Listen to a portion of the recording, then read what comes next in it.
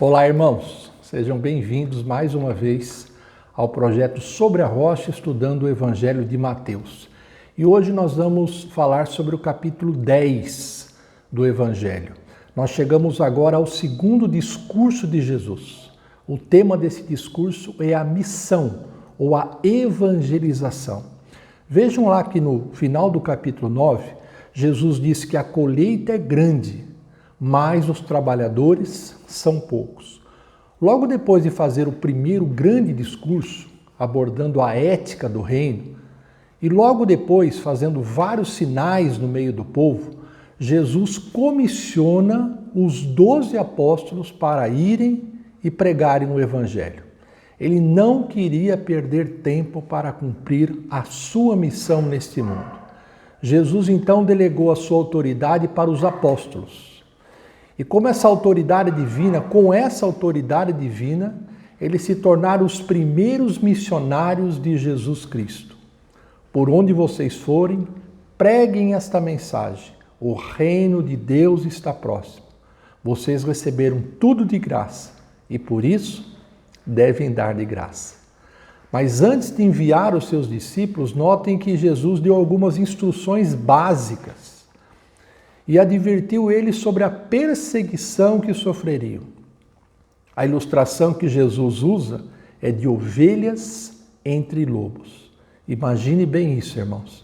É por isso que ele diz que a mensagem do reino precisa ser proclamada com a prudência das serpentes e com a simplicidade das pombas. Jesus também advertiu os discípulos sobre a rejeição que eles sofreriam, inclusive dentro da própria casa e entre seus familiares. Por isso ele diz: quem não toma a sua cruz e não me segue, não é digno de mim. Mas, irmãos, em meio a todas essas adversidades, Jesus dirigiu aos seus apóstolos palavras de ânimo, de esperança, que servem para todos nós ainda hoje. Não tenham medo. O Espírito Santo falará por intermédio de vocês. Eu os confessarei diante do meu Pai que está nos céus. Glória a Deus por isso. Mateus termina o segundo discurso com a fórmula de sempre.